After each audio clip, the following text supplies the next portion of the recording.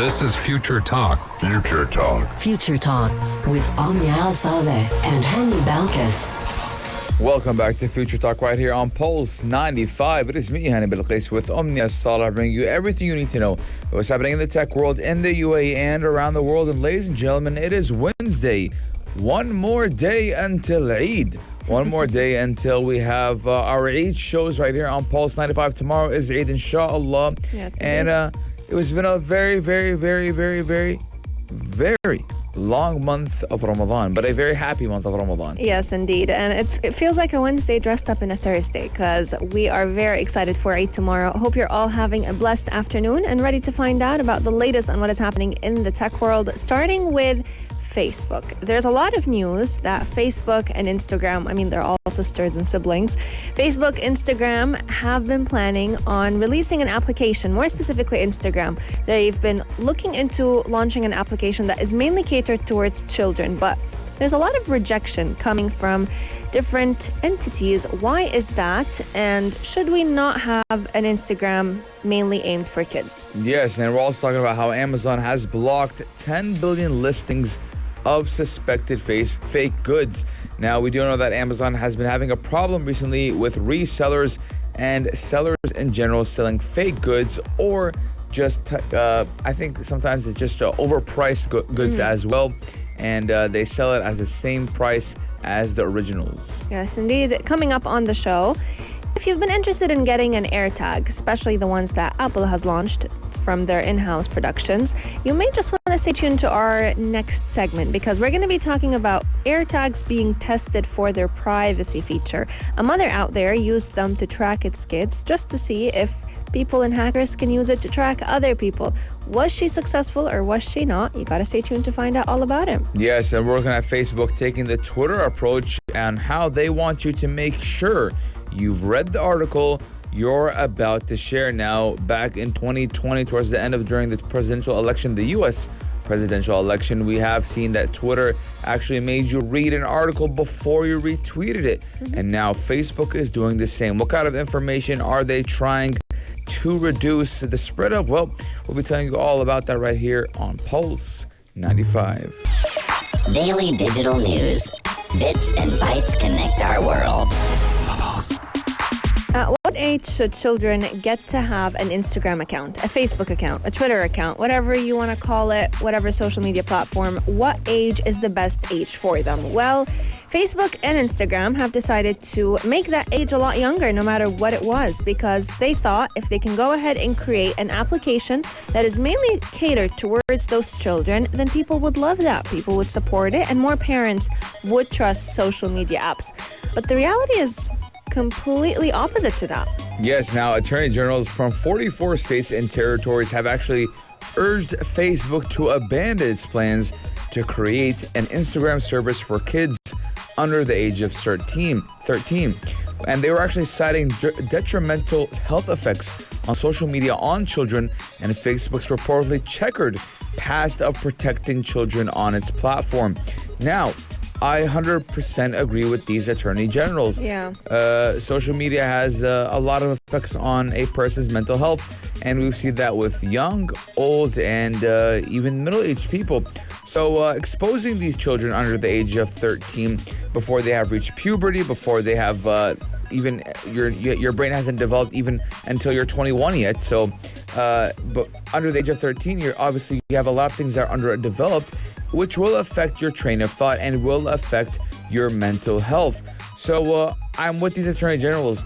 I think after the age of 14 with parental supervision, then a child should have a social media account. I agree. I even think 14 is too young, but looking at it as a guideline, I think it's fine as long as it's not too young. But under 13, kids have got to be kids, Putting them on social media means also leaving them susceptible to online hate, to self-comparison, to bullying, to content that you as a parent may not be okay with your kids witnessing. And Facebook did try to make compromisations with this new app that they were launching for Instagram for kids that are under the age of 13, and they said that they're committed to not show ads. So in an Instagram experience for children under the age of 13, there would be no ads on this app, which I understand it's a big commitment from Facebook.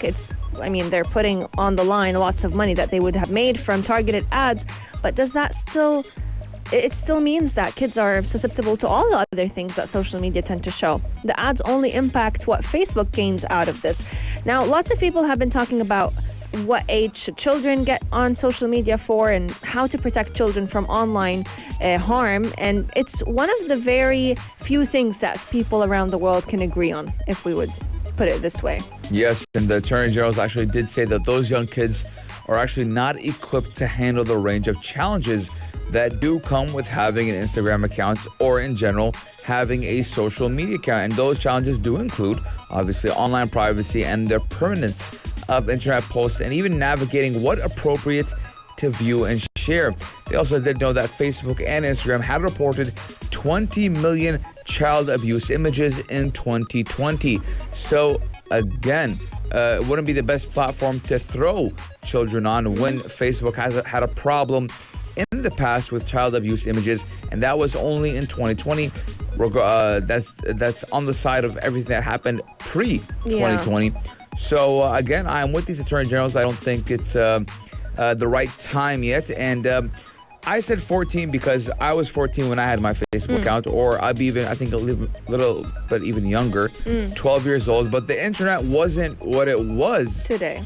Like it was today. Back when I had a Facebook account, the internet wasn't as mainstream. Facebook wasn't as mainstream. Now literally everyone has a social media account, and everyone knows how to work one, and everyone knows how to communicate on a social media account.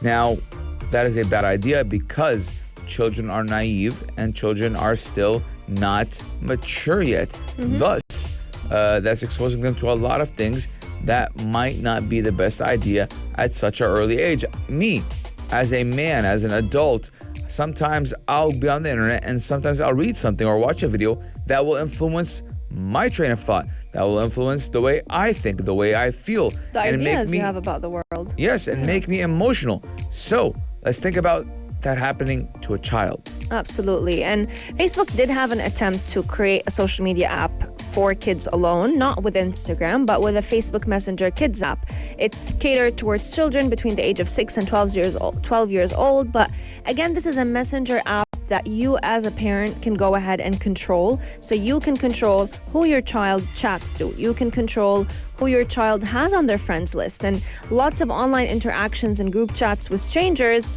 are not being approved by parents, and so the children are not going ahead with them. So with messenger apps, I think, okay, it's fine because kids do love to text anyway on their phones. So right here in the UAE, statistics show that the youngest age that a child gets a phone at is 7 years old. So if you're giving a child a phone at 7 years old, which I don't advise, but if you still are, then at least giving them the messenger app is better than having them text on any other app, since you have a lot of control with. But with Instagram, it's a newsfeed. It's the algorithm that you're dealing with. This is not something a parent can control. This is not something anyone can control apart from Instagram and Facebook themselves. So I do hope that this doesn't go through and that Instagram does not create that kids app for children. Let us know your thoughts. Our text lines are open, 4215. Do it to Salat or send into our DMs at Pulse 95 Radio. At what age do you think a child should be allowed to get their first social media account? Coming up on the show, we're talking all about Amazon blocking the listings of some suspected fake goods. How many are we talking about? Keep Pulse 95 locked to find out all about it. Daily digital news. Bits and bytes connect our world. Ladies and gentlemen, we're talking about how Amazon has blocked 10 billion listings of suspected fake goods. Now, actually, this has been happening for a while now. A lot of people have been complaining to Amazon that there has been a lot of fake goods, and Amazon has been removing those listings. But the number of prohibited listings has grew by 67% just last year, as more counterfeits did try to use the platform during COVID-19 to induce an e-commerce boom, or actually benefit from the COVID-induced e-commerce burn. Now, We do know that Amazon has been under pressure from shoppers, brands, and even politicians in the U.S. to crack down on counterfeits on its site. And it recently did say that it has blocked more than 10 billion suspect listings just last year before any of their offerings could be sold. Yes, indeed. And whenever we're talking about shoppers getting or falling into the trap of getting a fake good, the whole reason behind this is, once again, the COVID-19 pandemic. People have been buying online more than ever, and more specifically from Amazon. I mean, the number of videos you'd find on YouTube about Amazon buys and weird and random things that people get from Amazon is mind-boggling. But looking at it, you know, the number of these fake goods or fake items that you buy out of Amazon is it's not a new issue. It's something that Amazon has been wrestling for years now. But since 2019, Amazon did warn a lot of its investors that the sale of fake goods does pose a risk on the company and its image, and that caused a lot of people to kind of stop this act. Yet brands may not want to sell their items on the site if they know that there are fake versions being offered, and knockoffs could cause shoppers to lose their trust in Amazon. So looking at it, this does harm the overall image of Amazon. If you know that a website is selling fake goods, why would you go ahead and buy anything from it? And a lot of people, whenever they buy fake goods off of Amazon, they feel like it's their duty to tell others if something they bought is fake, so that you don't fall into the same trap. But why do we have to have the trap right there to begin with? Yeah, now, again, because of the COVID-19 pandemic, a lot of us resorted to buying things online. I've bought a lot of things off Amazon. Actually, I don't think I bought anything else except off of Amazon. And Amazon has actually been wrestling with counterfeits for years. However, since 2019, it has warned investors in government filings that the sale of fake goods does pose a risk to the company and its image. And just like Omnia said, no one wants to buy anything fake. So if it is well known that Amazon sells fake goods, no one will buy from it. Now, Amazon did say it can stop counterfeits before they can sell anything thanks to machine learning technology, which does automatically scan listings to remove suspected counterfeits. Now, the company also did give brands a way to remove fake items from the site themselves rather than reporting them to Amazon and waiting for it to do something. So they even gave freedom to the company. For example, if I am Adidas and I'm looking at a fake product, I can remove it myself if I'm Adidas. So I do believe that is a great initiative. But again, I just feel like there's a lot more that Amazon needs to do. Yeah, you know, there are still counterfeit products out there. Maybe send a product to Amazon to check, but I mean, that could be duped. They could send original, then send. We'll see what they got to say. It's good that they blocked 10 billion. I mean, looking at it, 10 billion listings is not a small number. But let us know, have you had any experience with buying items off of Amazon that you later found out that they were fake and not the original? I think the best way to go about this is reading the reviews. Unless you're the first buyer, then that's very unlucky for you. But reading the reviews can definitely get you very far when it comes to buying original products off of Amazon. Coming up on the show, we're talking about tracking kids with Apple AirTags. Now, don't be too fast. Don't be too fast to judge. We're just testing out the AirTag. A very innocent mom wanted to see whether these AirTags could be used to go ahead and track individuals by testing it on her own kids. Keep Pulse 95 locked. We'll be right back. Check this out. Check this out. Pulse 95. Today's Check This Out is all about an interesting experiment that a mother decided to do on her own kids. It's in the sake and in the what do they call it? It's for science. It's for science, yes. It's all to test out tech, not for the mom to track her kids at the same time. No, not at all. Why would we think that? But there's a mother out there that decided to track her kids with Apple's AirTags just to be able to test out its privacy features. Are the AirTags safe or are they not? That's something that we'll be revealing towards the end of the segment. But it's interesting because when I first read about the AirTags, I thought, wow, that would be a great way for moms to find out where their kids are. But then towards the end, as they were talking about, or Tim Cook was talking about how it wouldn't be used to track other people and hackers can't access other people's locations, I was like, oh, maybe it's not going to be serving that purpose. Yes, so we're looking at this mom, quote unquote mom, who clipped a keychain with one of Apple's new tiny Bluetooth trackers onto her son's book bag and waved goodbye to him on the school bus. And as she watched her Find My iPhone app on her iPhone, the bus stopped at a light a few blocks down from the street. But then the tiny key did actually detect that he was still moving. Yeah, he stopped moving. Oh, yeah. And the item was last detected 7 minutes ago at a busy intersection less than a mile away. Traffic maybe 5 more minutes passed with no update. Is there an issue with an app? After another 10 minutes, my heart started racing. Still nothing. Now, this is words from the quote-unquote mom. Now, finally, the tracker was detected 4 miles away in front of her school.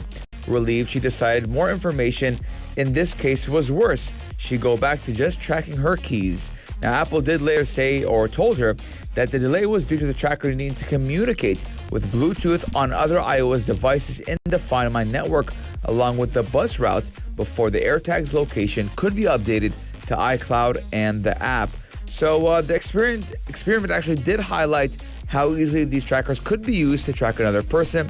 After all, she did know the moment he arrived at school and when he got back on the bus to head home. So it wasn't, let's say, live tracking. Yeah. But it was tracking in general. It was still good enough, especially if someone like a hacker or a kidnapper just wants to know the location so that they can go ahead and be there waiting. These trackers can come in handy. Now, when Apple launched these AirTags, the main aim behind them was to help people keep track of valuable items, whether that was your keys, your wallet, your laptop, your car. It could be placed on anything and give you a digital footprint of absolutely anything. And location trackers aren't something new that we're only finding out about in 2021 because Samsung did release similar products in the past. Tile is one of the most known brands to have released location trackers or Bluetooth trackers throughout these tiny gadgets. But AirTags do or are on a pedestal because of their technology. So they're known to be able to track not people's locations. See, now I'm using AirTags to track people's locations, but they're known to allow you to track your items and belongings locations because they have much more precise location detection. They are part of a bigger ecosystem with Apple and different iPhones and iPads and whatever devices that you have. So even though they're only intended for items, there are different safeguards that Apple is trying to place to make sure that they're not used in the wrong ways for unwanted tracking. Yeah, I mean, they have that ultra wideband technology that does give them let's say an upper hand on Tile and Sony and Samsung. But while AirTags are intended for items only, Apple has added safeguards to actually cut down on unwanted tracking. Now, for example, the company does not store location data, and it will send an alert to an iOS device user if an AirTag does appear to be following them when its owner is not around. Now, if the AirTag does retether to the owner's iOS device after 3 days, the tracker will start to make a noise. Now, the safeguards are a work in progress as the software actually does roll out and users do begin interacting with their devices. Now, I do think that regardless, there's so many other ways to track people. And again, if it's just the way it was intended, it's not Apple's fault. If people use it to track people, that's like saying it's a manufacturer's fault for manufacturing knives, right? Why did you manufacture knives? Well, they manufacture it so I can cut stuff, not cut people. Yeah, but then it's also on Apple to maximize privacy. I don't know. I feel like Apple needs to find a way around this because keeping it out there, it could cause more harm than good. Yes, it's great to help you track your belongings, but then are we also putting something out on the market that could be misused in a very, very bad way? What's interesting about the AirTags is they also, from my understanding, they take about 3 days to make a sound or they will take 3 days to stay quiet before they make a noise to allow you to find them. So let's say you lost something completely and that AirTag can no longer communicate with your device for any reason. It will take 3 days for the AirTag to make a noise, which 3 days is a long time, honestly, to work for an AirTag, but 3 days of tracking is more than long enough to also create a privacy risk. Let us know your thoughts. What do you think about the Apple AirTags? Would it be something that you'd consider buying? Do you think it's causing more harm than good? Hani thinks it's not Apple's fault. I feel like Apple needs to maximize the privacy a little bit more. Share your thoughts with us. Coming up on the show, we're talking all about Facebook wanting to make sure that we have read an article that we are about to share. But before we talk about Facebook and articles, let's talk about some cash. Riddle me this, riddle me that. Ladies and gentlemen, it is the last day. I'm so sad that this is the last time we talk about the Ramadan Fawazir, at least for this year. Yes, maybe we'll have some future talk riddles, but without any cash. Maybe we'll have cash. Depends on who wants to sponsor us. If anyone who wants to sponsor us is listening, let us know. We'll do some future talk Fawazir or some riddles. But today's riddle is a one-seeded fruit I may be, but all of your calendars are full of me. What am I? And super easy. it's so easy. I mean, if you want 500 dirhams, today's your last chance to get them. And what a great riddle to end. It's very symbolic in Ramadan. Yes, it's one of the most eaten dried fruits in Ramadan. Yes. It is a fruit. Yeah. Yes, it's very symbolic in Ramadan. You have Prophet Muhammad. Yes. He said that it's, I think, Eat them in odd numbers. Eat them in odd numbers. Yeah. 3, 5, 7. 1, 3, 5, and Yes. 7 and 9. So make sure it's something that we alwaase You break our break your- fast yes. with. We Yeah. have the same hints today. Yeah. But do you want to do? What was yesterday's riddle? Did we get it right? Yes, we got it right. It was a little bit too specific per se, but Oh yes. the I remember that. riddle question was: 4 clever men sat down to play and played all night till the break of day. They played for cash and not for fun, with a separate score for everyone. Can you explain? And the answer was: we are a quartet hired to play. Quartet, I mean, it's more like a band. Yeah. Like a band has like 4 people. I don't know what kind of band has like 9 people.